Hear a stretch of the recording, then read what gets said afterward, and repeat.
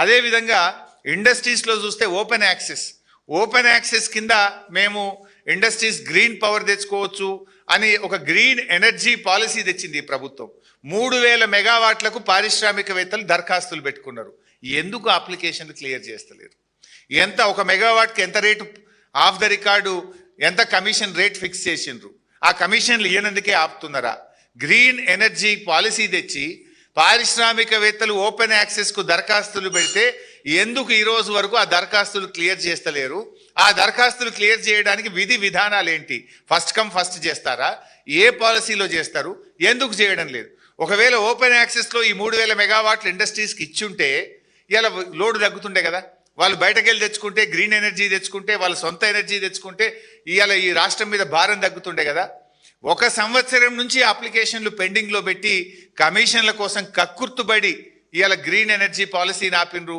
Open access policy కింద పారిశ్రామికవేత్తలకు కూడా ఇవ్వకుండా ఆపుకొని పెట్టుకున్నారు.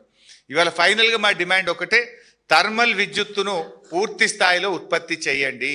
నాణ్యమైన బొగ్గు సరఫరాను సింగరేణి నుంచి యుద్ధ ప్రాతిపదికన థర్మల్ ప్లాంట్లకు చేయండి. రాష్ట్రంలో రైతాంగానికి ఇప్పటికే మీరు కాళేశ్వరం నీళ్ళెత్తక అటు కరువు కోరల్లో చిక్కుకున్న రైతులకు నాణ్యమైన 24 గంటల విద్యుత్ సరఫరా చేయాలని, రైతాంగాన్ని ఆదుకోవాలని రైతుల పక్షాన బీఆర్ఎస్ పార్టీ డిమాండ్ చేస్తుంది. కరెంటు సరఫరాలో ప్రభుత్వం వెంటనే చర్యలు తీసుకోకపోతే రైతుల పక్షాన బీఆర్ఎస్ పార్టీ పెద్ద ఎత్తున పోరాటానికి శ్రీకారం చుడుతుందని ఈ ప్రభుత్వాన్ని హెచ్చరిస్తున్నాం. థ్యాంక్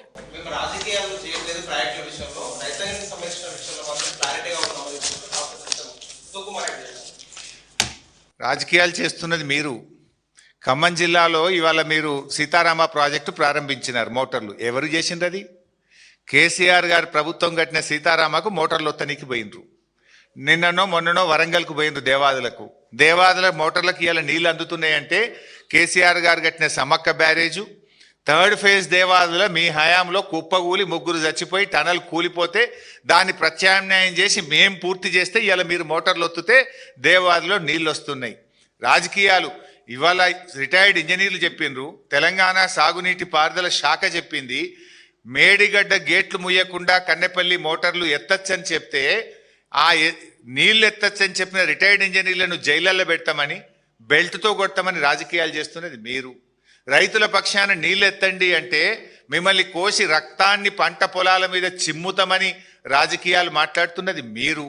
మేము రైతులకు నీళ్ళు అందించండి, రైతులకు కరెంట్ ఇవ్వండి, ఇవాళ విద్యుత్ సామర్థ్యం ఉన్నది, కావలసిన ప్లాంట్లు ఉన్నాయి, బొగ్గు లేక విద్యుత్ ఉత్పత్తి ఆగింది, దృష్టి పెట్టండి అని ప్రభుత్వాన్ని ముళ్ళుగట్టబెట్టి నిద్ర లేపుతున్నాం. మీకు విషయాన్ని చెప్తున్నాం. రాజకీయాలు చేయడం మీరు మానండి, విద్యుత్ ఉత్పత్తి పెంచండి, రైతులకు నాణ్యమైన కరెంటు ఇవ్వండి. ఇక చాలే.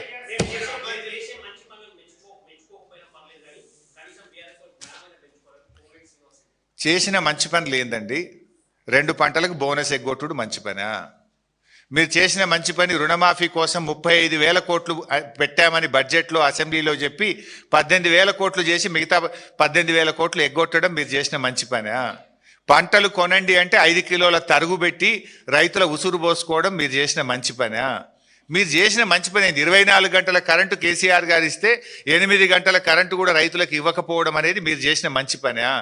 3 పంటలకు రైతు బంధు ఎగ్గొట్టడం మీరు చేసిన మంచి పనా?